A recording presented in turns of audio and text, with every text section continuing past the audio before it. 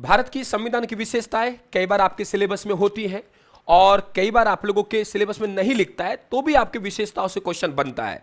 चाहे आपके मौलिक अधिकारों में जाएं, चाहे आपकी प्रस्तावना में जाएं, कहीं भी जाएं आप लोग, चाहे नागरिकता में जाएं, क्वेश्चन बनता है। इसलिए इस टॉपिक को आपको कभी नहीं छोड़ना। बहुत छोटा टॉपिक है और अच्छा हो जाएगा आप लोगों का। देखिए, भारतीय संविधान की विशेषताएं क्या क्या। सबसे पहले बात करेंगे विस्तृत एवं लिखित संविधान। दुनिया का सबसे छोटा अगर कोई लिखित संविधान है तो वो आप लोगों का अमेरिका का है। आप कहेंगे सब नमस्ते बेटा, सभी को राम राम। अमेरिका का क्यों है? अमेरिका का इसलिए है क्योंकि एक तो वहां कारण यह है कि आप लोगों का राज्यों का संविधान अलग है, वहां दोहरी नागरिकता पाई जाती है। हमारे यहां राज्यों की नागरिकता नहीं है, हमारे पास एक भारत के नागरिक है। हम ये नहीं कि राज्य के राजस्थान का नागरिक है फिर भारत नहीं, हम एक नागरिकता एकल नागरिकता मिलती है। जबकि अमेरिका में आप लोगों को दोहरी नागरिकता मिलेगी। रही हमारे पास संविधान में, रही हमारे पास में संविधान में, तो संविधान की बात करें हम लोग, संविधान आप लोगों के संविधान की बात करें, हमारे एक है, राज्यों का भी उसी में है और आप लोगों का केंद्र का भी उसी में है और आप लोगों केंद्र शासित प्रदेशों का भी उसमें है। जबकि अमेरिका में राज्यों का अलग है। जैसे आप लोग बात करेंगे भारतीय संविधान का भाग 5 हो गया, भारतीय संविधान का भाग 5 हो गया, भारतीय संविधान का भाग 6 हो गया, भारतीय संविधान का भाग 7 और भारतीय संविधान का भाग 8। देखिए 5 है, इसमें हम लोग संघ सरकार कह सकते हैं। यानी संघ सरकार का जो प्रावधान है, केंद्र सरकार का जो प्रावधान है, चाहे संसद हो, चाहे राज्यसभा हो, चाहे लोकसभा हो, चाहे केंद्रीय मंत्रिपरिषद महान्यायवादी हो, चाहे आप लोगों के संघीय न्यायालय, आप लोग उच्चतम न्यायालय हो, अनुच्छेद 5 में जाना पड़ेगा। इसके बाद आप लोगों को राज्य है, राज्य सरकार की बात करेंगे आप लोग, तो आपको भाग 6 में जाना पड़ेगा। और यदि आप लोगों को भाग 7 है जो निश्चित है, यानी अब इसका प्रभाव नहीं है, आपको केंद्र शासित प्रदेशों के बारे में पढ़ना है आप लोगों को, तो आप भाग 8 में जाएंगे। यानी हमारा संविधान राज्यों के लिए अलग नहीं है, एक ही संविधान है, उसमें आप लोगों के भाग बना दिए गए। आप यूं कह सकते हो कि भाग 5 है, इसे हम लोग संघ सरकार का संविधान कह सकते हैं। भाग 6 उसे राज्य सरकार का हम संविधान कह सकते हैं और भाग 8 है उसे केंद्र शासित प्रदेश का संविधान कह सकते हैं। इस बात ध्यान रखें। तो बड़ा होने का एक तो सबसे बड़ा हमारा रीजन ये है क्योंकि ये सबसे बड़ा लिखित संविधान है। केंद्र सरकार का संविधान भाग 5 को कहते हैं, राज्य सरकार का भाग 6 को कहते हैं और संघ शासित प्रदेशों का हम लोग भाग 8 को कहते हैं। ठीक है। कुल अनुच्छेद 395 हमारे पास अनुसूचियां हमारे पास 8 थी, हमारे पास 4 अनुसूचियां बाद में जोड़ी गई। आप 9वीं अनुसूची में याद करवा देता हूं, 10वीं अनुसूची, 11वीं अनुसूची और 12वीं अनुसूची। ये आप लोगों के भूमि सुधार जो कानून है वो भूमि सुधार कानूनों से रिलेटेड है। 10वीं अनुसूची है वो आप लोगों के दल बदल से रिलेटेड है। आपके 11वीं अनुसूची है ये आप लोगों के पंचायती राज से रिलेटेड है ना। और 12वीं अनुसूची है जो आप लोगों के नगर पालिकाओं से रिलेटेड है। ये ध्यान रखें आप लोग। तो 4 अनुसूची आप लोगों के बाद में जोड़ी गई। 9वीं अनुसूची, 10वीं अनुसूची, हाँ बेटा क्लास कंटिन्यू चलेगी आप लोगों के। 9वीं अनुसूची, 10वीं अनुसूची, 11वीं, चैनल को सब्सक्राइब कर लेना है ना। और आप लोग जो बुक्स है वो बुक आपके पास जरूर मंगवा लेना ताकि आप लोगों को ये पीडीएफ नहीं निकलवानी पड़े कहीं से भी। और आप लोगों के 25 जुलाई तक आप लोगों के बहुत विशेष आप लोगों को टाइम दिया है मैंने कि आप जो भी आप लोग बुक्स ऑर्डर कर रहे हो उसमें आप लोगों को विशेष दिया जा रहा है। और आप कोर्स कोई ले रहे हो तो उसके साथ बुक आप लोगों को निःशुल्क मिल रही है, घर आपके पास आ रही है। तो इस मौका का लाभ उठाएं आप लोग। तो यहां 9वीं अनुसूची, 10वीं अनुसूची, 11वीं अनुसूची, 12वीं अनुसूची, मैं एक लाइन बोलूंगा, भूमि दल बदल करती है। नोट करना लाइन को, भूमि दल बदल करती है, कभी पंचायती राज के पास तो कभी नगर निकायों के पास। मैंने बोला भूमि दल बदल करती है, क्या बोला मैं? भूमि दल बदल करती है, कभी पंचायती राज के पास तो कभी नगर निकायों के पास। भूमि दल बदल करती है, कभी पंचायती राज के पास तो कभी नगर निकायों के पास। भूमि दल बदल करती है, कभी पंचायती राज के पास तो कभी नगर निकाय या नगर पालिकाओं के पास। याद हो गया? भूमि दल बदल करती है, कभी पंचायती राज के पास तो कभी नगर निकायों के पास। यानी 9वीं अनुसूची है भूमि सुधार से है, 10वीं अनुसूची दल बदल से है, 11वीं अनुसूची पंचायती राज से है और 12वीं अनुसूची है वो किससे है? नगर पालिका से रिलेटेड है। ठीक है भाग। अब हम लोग बात करेंगे, हमारे पास ये जो 9वीं अनुसूची है आप लोगों के, 9वीं अनुसूची है प्रथम संविधान संशोधन द्वारा, 10वीं अनुसूची दल बदल से 52वें द्वारा, 11वीं और 12वीं अनुसूची 73वां और 74वां संविधान संशोधन द्वारा। ये तो याद हो ही गए आप लोगों के कि भूमि दल बदल करती है, कभी पंचायती राज के पास तो कभी नगर निकायों के पास। एक बार फिर बोलेंगे, भूमि दल बदल करती है, कभी पंचायती राज के पास तो कभी नगर निकायों के पास। भूमि दल बदल करती है, कभी पंचायती राज के पास तो कभी नगर निकायों के पास। ये आप लोगों के 4 अनुसूची आप लोगों को याद हो गई। अब यहां देखेंगे आप लोग, वेरी इंपॉर्टेंट, कि कौन सी अनुसूची कब जोड़ी गई। हमारे पास 9वीं अनुसूची है, वो प्रथम संविधान संशोधन द्वारा जोड़ी गई। आपकी 10वीं अनुसूची है, वो 52वां संविधान संशोधन द्वारा जोड़ी गई। आपकी 11वीं अनुसूची है, 73वां और 74वां, ये याद है, ठीक है। गणना की दृष्टि से आप लोगों के अनुच्छेद कोमा कोमा लग के बढ़ता रहता है, वो अलग बात है, ये ध्यान रखें।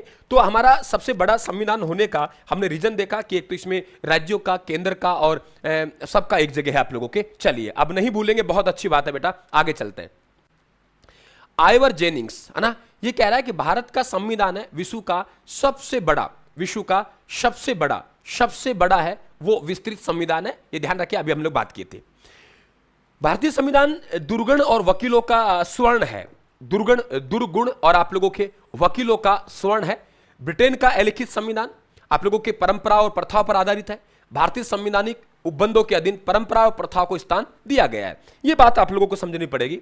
कई जगह आप लोग देखा होगा कि कई जगह, कई इलाके ऐसे हैं, कई जनजाति ऐसी है जहां प्रथाएं विशेष हैं, वहां पे कानून विशेष नहीं है, वहां की परंपराएं क्या है, वहां की प्रथाएं क्या है। तो ब्रिटेन में तो प्रथाएं और परंपराओं पर आधारित है, हमने परंपराओं को स्थान दिया है लेकिन मुताबिक संविधान के दिया है। भारतीय संविधान में संवैधानिक उपबंधों के अधीन परंपरा एवं प्रथाओं को क्या दिया गया है, स्थान दिया गया है। भारतीय संविधान में संवैधानिक उपबंधों के अधीन रहते हुए परंपरा और प्रथाओं को स्थान दिया गया है। आगे बढ़ते हैं, लचीला एवं कठोर। इसका मतलब क्या होता है? लचीला का मतलब मुलायम, कि हमारे पास में संविधान जो संशोधन होते हैं वो संविधान संशोधन देखेंगे आप लोग ब्रिटेन में आसानी से हो जाते हैं, ब्रिटेन में आसानी से हो जाते हैं। तो ये तो हो गया हमारा लचीला। यहीं अगर आप लोग अमेरिका की बात करेंगे तो अमेरिका में बहुत कठोरता के साथ संविधान में संशोधन किए जाते हैं, ठीक है। हमारे भारत देश ने क्या अपना रखा है? हमारे भारत देश में लचीला एवं कठोर है। हमें संविधान संशोधन करना है तो वो 3 प्रकार के हैं। कितने प्रकार के हैं? 3 प्रकार के हैं। एक तो हमने कहा कि लचीला, बिल्कुल आपका साधारण। साधारण का मतलब हुआ कि आप लोगों के जैसे 100 सदस्य हैं, 100 सदस्यों में अगर हम लोग इसे साधारण बहुमत कहते हैं, साधारण बहुमत कहते हैं, तो ये आप लोगों के 51 सदस्य जिसके मत में पक्ष में हो गए वो आप लोगों का पार पड़ जाएगी। इसके बाद दूसरा आता है हमारे पास में कि विशेष बहुमत। विशेष बहुमत का मतलब होता है, इसे मतलब समझे आप लोग, विशेष बहुमत बहुत आप लोगों के इंपॉर्टेंट है। विशेष बहुमत का मतलब होता है आप लोगों के पास कि ये तो हमें चाहिए, यानी साधारण जो बहुमत है वो तो हमें चाहिए, यानी जितनी सदस्य संख्या है उसका 1/2 तो चाहिए, प्लस में हमें उपस्थित और मतदान करने वाले, उपस्थित एवं मतदान करने वाले हैं उनका 2/3 चाहिए। जैसे माना कि हमारे पास में 66 आए, कितने हमारे पास 60 सदस्य आए, 60 सदस्य आए तो 60 सदस्य का कितना हो गया? 2/3, 40 सदस्य हो गया। क्या ये प्रस्ताव पारित होगा? नहीं होगा, क्योंकि हमें आधे तो चाहिए। आगे हम लोग बताएंगे आप लोगों के संविधान संशोधन, आपको आगे पढ़ाया जाएगा, चिंता ना करें आप लोग, है ना।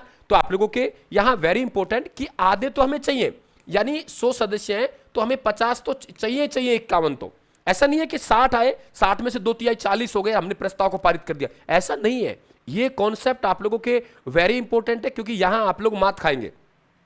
मैं फिर कह रहा हूं आप लोगों के, ये कॉन्सेप्ट बहुत इंपॉर्टेंट है, यहां आप लोग मात खा जाएंगे। फिर कह रहा हूं आप लोगों को, यहां पे आप लोगों के 60 सदस्य है ना उपस्थित आए और माना कि 2/3 40 हो गए, तो नहीं, आपने ये आंकड़ा पूरा नहीं किया है। साधारण बहुमत तो चाहिए आप लोगों को, आधे से 1 प्लस तो होना ही होना चाहिए। उसके अलावा जो उपस्थित और मतदान कर रहे हैं उनका 2/3 होना चाहिए। इस बात को आप लोग ध्यान रखें। ये हो गया, ये हमारा क्या हो गया आप लोगों के क्या हो गया? साधारण बहुमत से हो गया विशेष बहुमत से। अब एक बहुत कठिन हो गया। कठिन का मतलब क्या हुआ जरा सुनिए आप लोग। कठिन का मतलब हो गया कि हमें साधारण बहुमत और 2/3 बहुमत हो गया।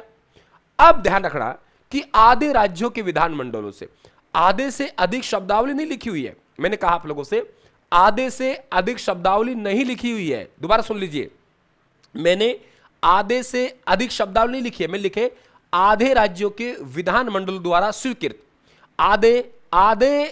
आधे राज्यों के विधानमंडलों से, मैंने आधे बोले, आधे से अधिक नहीं बोले हैं, इस बात को ध्यान रखना आप लोग।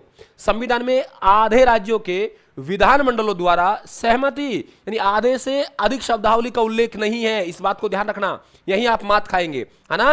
तो विशेष बहुमत आधे राज्य विधानमंडलों से अनुसमर्थित यानी स्वीकृति, यहां आधे से अधिक शब्द नहीं है, ये स्पेशल नोट कर ले अपनी डायरी में, स्पेशल नोट कर ले, क्योंकि आधे से अधिक मात खाएंगे तुम लोग। मैं फिर कह रहा हूं, फिर तुम कहेंगे गुरुजी क्वेश्चन कहां से आ गया, हम तो फेल हो गए, हम तो समझ में नहीं आया, हमारे 40% नहीं आ रहे, ये रोना रोएंगे आप। पहले कह रहा हूं आप लोगों से, ये आधे से अधिक जैसी शब्दावली संविधान में उल्लेखित नहीं है, आधे राज्यों के विधानमंडल द्वारा अनुसमर्थित। सर आइवर जेनिंग्स क्या कह रहे हैं जरा देखिए, भारतीय संविधान आवश्यकता से अधिक कठोर है। क्यों कठोर है? कि विशेष बहुमत से पारित करो और फिर आधे राज्यों का आप लोग विधानमंडलों की अपनी सहमति लो। अब पता नहीं सेंटर में कौन सी गवर्नमेंट है और स्टेट में कौन सी गवर्नमेंट है, कौन से में, ये कठोर है। केसी वियर कह रहे हैं भारतीय संविधान अधिक कठोर है, अधिक लचीले के मध्य और अच्छे संतुलन स्थापित करता है। यानी ये तो कह रहा है ठीक है भाई, ये तो कठोर और लचीला के मध्य अच्छा संतुलन स्थापित करता है। और सर आइवर जेनिंग्स कह रहे हैं कि नहीं, भारतीय संविधान है वो आवश्यकता से अधिक कठोर है, ये ध्यान रखें आप लोग, ठीक है। हाँ, आवश्यकता से अधिक कठोर है, यानी सर आइवर जेनिंग्स है वो भारतीय संविधान आवश्यकता से अधिक कठोर है, भारतीय संविधान आवश्यकता से अधिक कठोर है, आइवर जेनिंग्स कह रहे हैं। जबकि केसी वियर क्या कह रहे हैं कि संतुलन है भाई, संतुलन है, कोई दिक्कत नहीं है। समझ गए? इस बात को ध्यान रखें आप लोग। आगे चलते हैं। संसदीय शासन प्रणाली, मैंने आपसे पहले भी इस विषय पर चर्चा की थी, याद होगा आप लोगों को। संसदीय शासन प्रणाली हम बहुत विस्तार से आप लोगों को आगे पढ़ाने वाले हैं। हमारे पास में आप लोगों के 3 प्रकार की विशेषकर शासन प्रणाली हमको देखने को मिलती है। एक संसदीय शासन प्रणाली जो कि आप लोगों के यहां से देखेंगे आप लोग ब्रिटेन में है, जहां से हमने अपनाई हुई है। और एक अध्यक्षात्मक शासन प्रणाली जो कि आप लोगों के अमेरिका में है। और एक सामूहिक सरकार होती है, वो सामूहिक सरकार स्विट्जरलैंड में है, वहां बारी बारी से सरकार बनती है, आप लोगों के चलाती है। यहां आपके संसदीय शासन प्रणाली, अध्यक्षात्मक शासन प्रणाली और आपके संसदीय शासन प्रणाली। अध्यक्षात्मक शासन प्रणाली में 2 प्रकार के कार्यपालिका नहीं होती है। आपने देखा होगा हमारे संसद शासन प्रणाली में सब कुछ राष्ट्रपति के नाम से होता है, सब कुछ राष्ट्रपति के नाम से होता है। अनुच्छेद 77 ये कहता है कि संघ सरकार का जो कार्य है, संघ सरकार का कार्य, किसका बेटा? संघ सरकार का जो कार्य है वो संघ सरकार का कार्य राष्ट्रपति के नाम से चलता है। किसके नाम चलता है? राष्ट्रपति के नाम से चलता है। संघ सरकार का कार्य वो किसके नाम से चलता है? राष्ट्रपति के नाम से चलता है। ये अनुच्छेद हमारा 77 कह रहा है ना। तो मतलब नाम राष्ट्रपति का होगा, लेकिन वास्तविकता में उन शक्तियों का जो काम कर रहा है वो कौन कर रहा है? प्रधानमंत्री कर रहा है। तो वास्तविक शक्ति किसके पास में है? वो प्रधानमंत्री के पास में। नाम मात्र शक्ति किसके पास है? राष्ट्रपति के पास है। और यहां पे सामूहिक उत्तरदायित्व का सिद्धांत काम करेगा।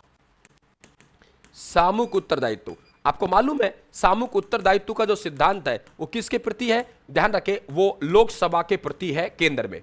तो संसदीय शासन प्रणाली की विशेषता है कि यहां पे 2 प्रकार की आप लोगों की शक्तियां होती हैं। एक आपके पास वास्तविक शक्तियां होती है और दूसरी आपके पास नाम मात्र की शक्तियां होती है। वास्तविक शक्तियां प्रधानमंत्री में होती है और नाम मात्र की शक्तियां राष्ट्रपति में होती है, इस बात ध्यान रखें।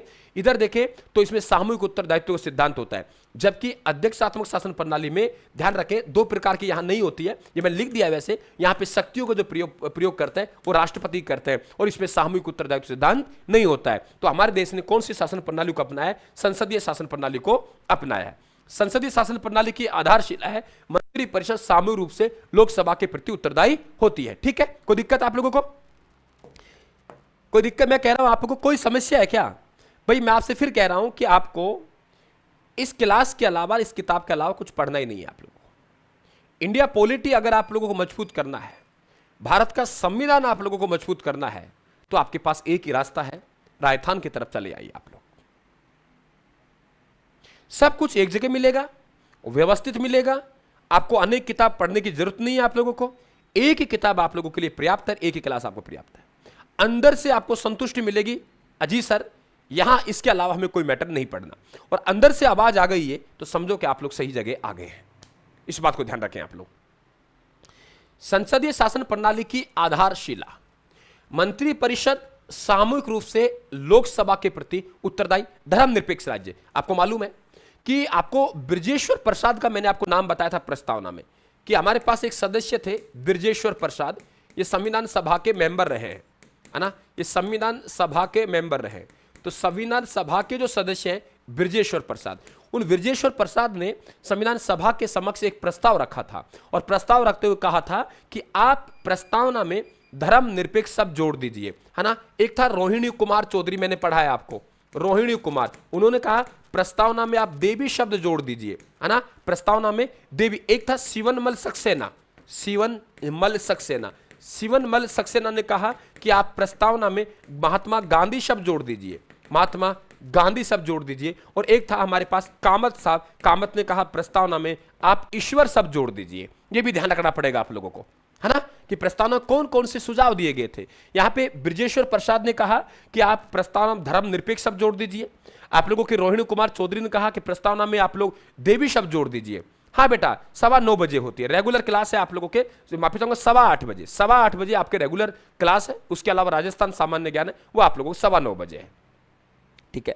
तो आप लोगों के यहां मैंने कहा, आप लोगों से क्या कहा है, रोहिणी कुमार, रोहिणी कुमार ये चौधरी साहब है, इन्होंने कहा कि प्रस्तावना में देवी शब्द जोड़ दो। शिवनमल सक्सेना है, उन्होंने कहा प्रस्तावना में महात्मा गांधी शब्द जोड़ दो। और आपके कामत साहब ने कहा प्रस्तावना में ईश्वर शब्द जोड़ दो। और यहां पे ब्रजेश्वर प्रसाद ने कहा प्रस्तावना में आप धर्मनिरपेक्ष शब्द जोड़ दो। ये ध्यान रखें आप लोग। तो धर्मनिरपेक्ष शब्द का प्रस्ताव रखा गया था, ये ध्यान रखें आप लोग।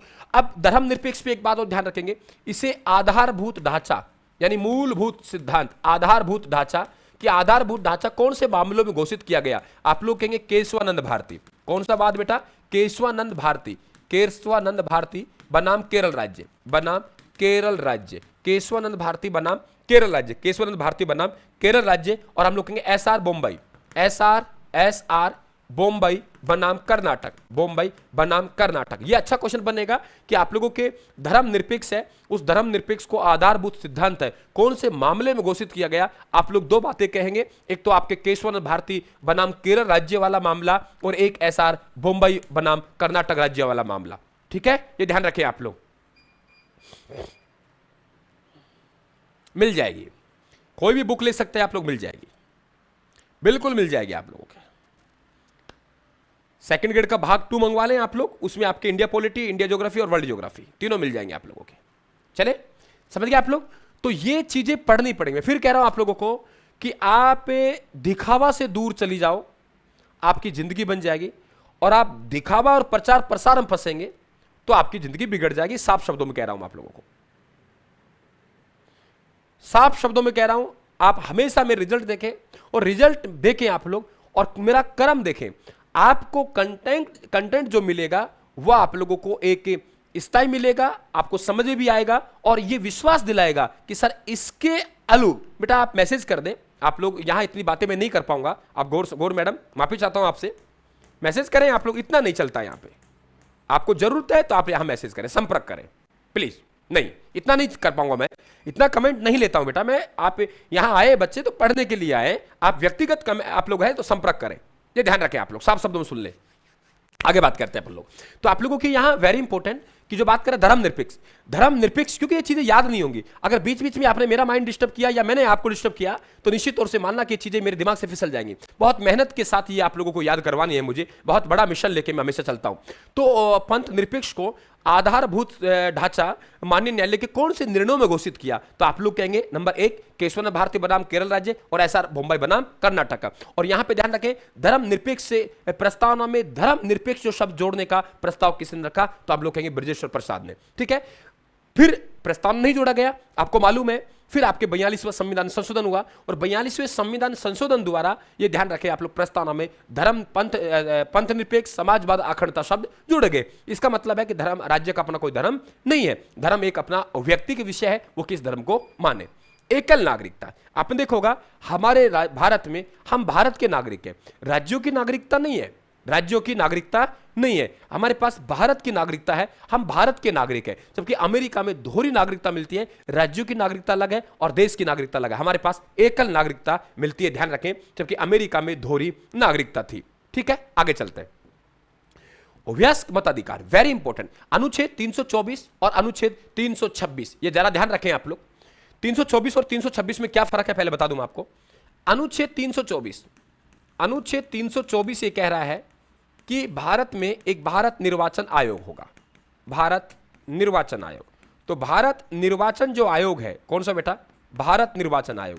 तो ये भारत निर्वाचन आयोग है, वो अनुच्छेद 324 में उल्लेखित है।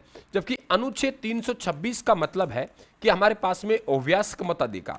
कौन सा मताधिकार बेटा, व्यास्क मताधिकार। व्यास्क मताधिकार, ये जो व्यास्क मताधिकार है, इसका मतलब है कि एक न्यूनतम आयु जिसके तहत मतदान किया जा सकता है।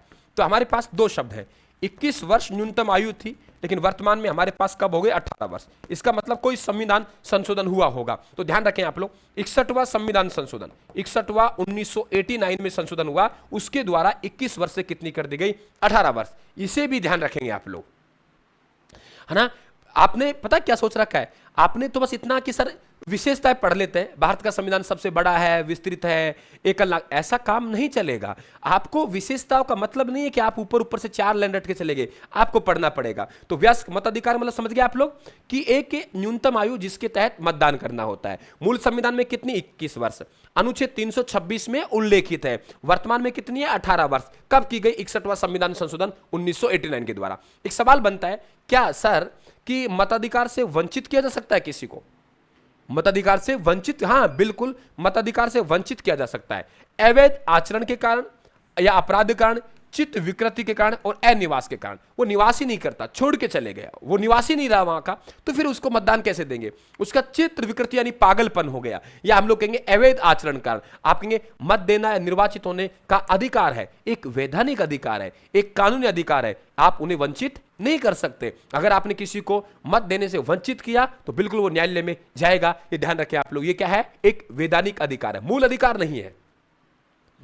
यही चीज ध्यान रखेंगे आप लोग, मूल अधिकार नहीं है। नमस्ते, मूल अधिकार नहीं है, मूल अधिकार नहीं है, इस बात को ध्यान रखें आप लोग। ये विधिक अधिकार है।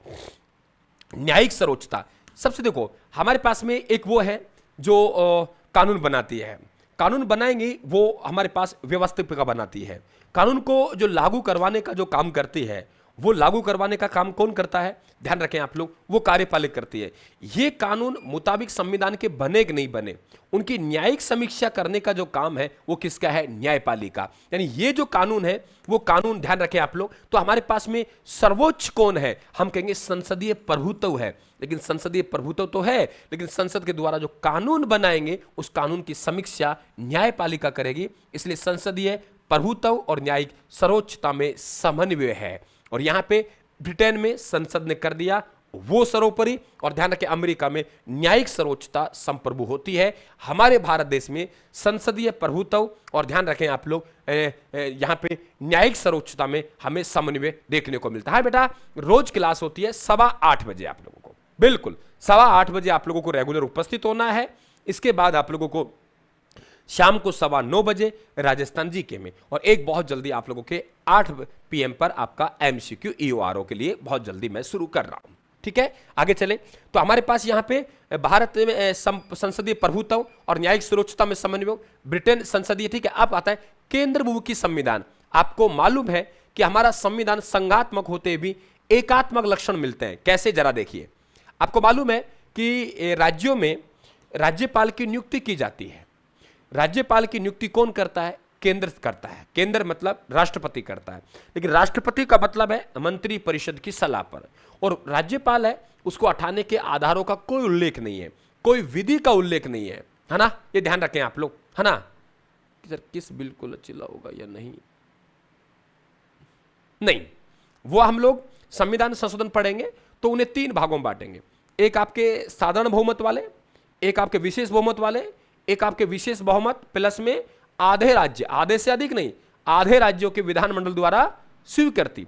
तब आपको बताएंगे हम लोग विशेष बहुमत वाले पढ़ लेंगे, 5-7 है, और हम विशेष बहुमत प्लस में आधे राज्यों के विधानमंडल द्वारा स्वीकृति, वो भी 5-7 है। बाकी सब कहां चल जाएंगे, साधारण बहुमत चल जाएंगे। तो आप निश्चित रहिए, मैं आपको एक एक आर्टिकल, आप लोगों का एक एक संविधान संशोधन का प्रावधान समझा दूंगा। वो साधारण में जाएगा, या आपके विशेष बहुमत में जाएगा, या विशेष बहुमत प्लस में आधे राज्यों के विधानमंडल द्वारा अनुसमर्थित में जाएगा। चिंता करने की आवश्यकता नहीं है, टॉपिक आने दो, संविधान संशोधन आप इंतजार कीजिए। आपको ऐसी कोई चीज नहीं छोड़ूंगा जो आप लोगों को मास्टरमाइंड ना बना दे। चिंता करने की आवश्यकता नहीं आप लोग, लेकिन सब्र रखें, आप लोग इंतजार रखें उस टॉपिक का। आगे चलें।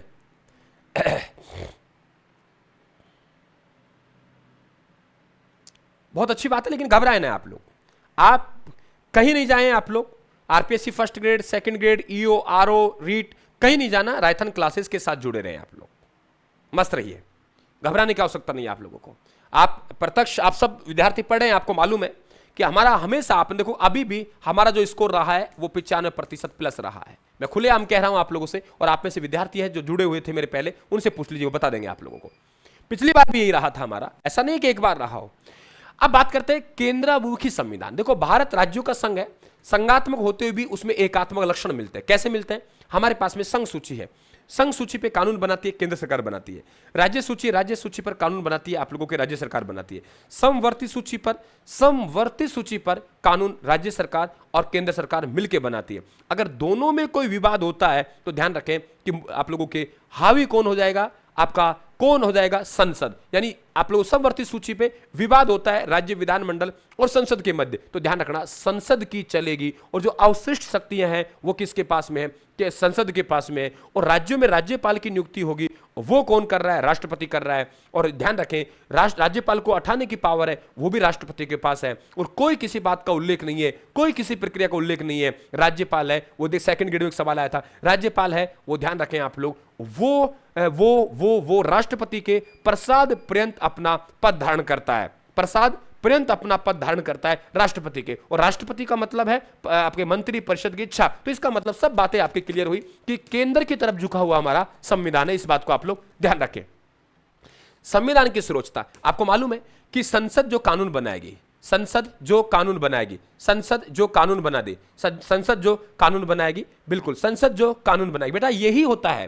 देखो मैं फिर कह रहा हूं कि जो बच्चा पढ़ के बताएगा ना वो सत्य होता है। कोई कितना ही दावा कर दो कि सर मेरे इतने सिलेक्शन हो गए या मेरे इतने क्वेश्चन आए, मैं कतई उसके समर्थन में नहीं हूं। आजकल सब मैं कहूंगा आप लोगों को 99% इस दुनिया में असत्य चलता है। इस दुनिया में मैं भी शामिल हूंगा, मैं ये नहीं कि मैं इस अलग दुनिया से हूं। 99% दिखावा होता है और 1% सत्य होता है। लेकिन बच्चा अगर कमेंट में कह रहा है, बच्चा कह रहा है, तो ध्यान रखना वो बच्चा सत्य कह रहा है। उसमें भी हो सकता है कि 100 लोग कहेंगे तो 2-4 लोग वो हो सकते हैं जो किसी कारण से दुखी हो और गलत कह जाए। बाकी आप लोगों को 90% देख लेना, मैं कह रहा हूं 99% बच्चा है वो आपको सत्य बताएगा राजस्थान के बारे में, और वो ही सत्य होता है, वो ही सत्य होता है। देखो संविधान, आपके संसद कानून कहां से बनाती है? मुताबिक संविधान के। और मुताबिक संविधान के कानून बनाएगी, न्यायपालिका समीक्षा करती है, वो मुताबिक संविधान के करती है। न्यायपालिका समीक्षा मुताबिक, न्यायपालिका कहती है जो संविधान में लिखा हुआ है उस संविधान के मुताबिक आप कानून बना लो, हमें कोई दिक्कत नहीं है। और अगर संविधान में आप अमेंडमेंट कर रहे हो और वो संविधान के आधारभूत संरचना से छेड़खानी कर रहा है तो उसकी भी हम समीक्षा करेंगे। तो भारत में संविधान की सर्वोच्चता है, जबकि अमेरिका में न्यायपालिका की और ब्रिटेन में संसद की। ब्रिटेन में संसद ने जो कर दिया वो फाइनल, अमेरिका में न्यायपालिका ने कर दिया वो फाइनल। हम नहीं, हम तो संविधान के मुताबिक चल रहे हैं। संविधान में क्या है उसके अकॉर्डिंग कानून बनाइए। अगर उसके अकॉर्डिंग कानून नहीं बनाएंगे तो न्यायपालिका उसकी क्या करेगी? समीक्षा करेगी। तो हमारे भारत में सर्वोच्च कौन है? तो आप लोग कहेंगे, ध्यान रखें आप लोग, संघ का संविधान। आपको मैंने बताया था कि अमेरिका में राज्यों और संघ का संविधान अलग अलग है। हमारे सेक्शन बांट दिए गए आप लोगों के आपके संविधान में। भाग 5 है, ये आपका संघ सरकार का संविधान कहेंगे। भाग 6 है, भाग 6 को राज्य सरकार का संविधान कहेंगे। भाग 8 है, भाग 8 को हम लोग केंद्र शासित प्रदेश का संविधान कहेंगे, केंद्र शासित प्रदेश का संविधान कहेंगे। भाग 5 है वो संघ सरकार का, भाग 6 है वो राज्य सरकार का, और भाग 8 है वो केंद्र शासित प्रदेश से रिलेटेड प्रावधान है। यानी हमारे सेक्शन बांट दिए गए, हमारे सेक्शन बांट दिए गए, हमारे सेक्शन ठीक है, ओके, है ना? ये ध्यान रखें आप लोग। क्या बात है, कौन सा गांव है आपका, कहां रहते हैं मम्मी पापा?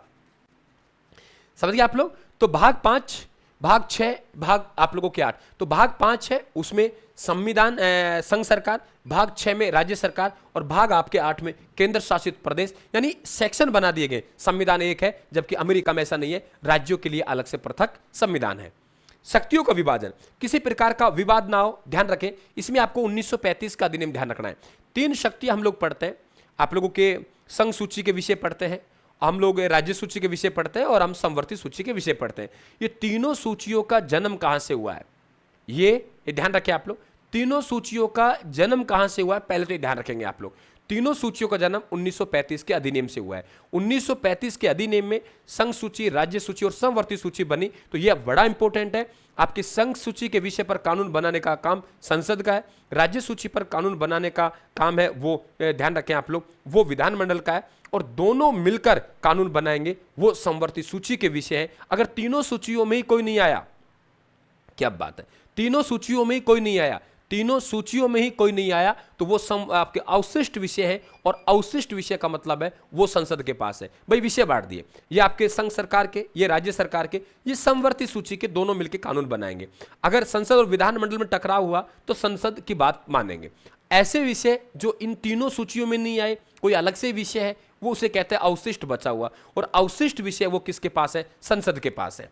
ठीक है। आपातकालीन उपबंध, आपको मालूम है कि आपातकालीन उपबंध हमारे पास में कि यहां पे 3 प्रकार के आपातकाल है। अगर किसी राज्य में, हम लोग कहेंगे देश में, राष्ट्रीय आपात, युद्ध, बाहरी आक्रमण, सशस्त्र विद्रोह, ये सशस्त्र विद्रोह है, ये बाद में जोड़ा गया है, 44वें संविधान संशोधन द्वारा जोड़ा है। यहां आंतरिक अशांति शब्द था, पहले हम लोग जब पढ़ेंगे आपातकाल तब आपसे बात करेंगे। यहां आंतरिक अशांति शब्द था, तो आप लोगों के युद्ध, बाहरी आक्रमण, सशस्त्र विद्रोह, अनुच्छेद 352, 356 आपको पढ़ाऊंगा। जब राज्य में संवैधानिक तंत्र विफल हो जाता है, मुताबिक संविधान की सरकार नहीं चलती है, तो राज्यपाल रिपोर्ट करेंगे राष्ट्रपति को, और राष्ट्रपति शासन लगाएगा। राजस्थान में 4 बार हुआ। वित्तीय आपात 360, अभी तक मेहरबानी रही है कि एक बार भी नहीं हुआ। ठीक है।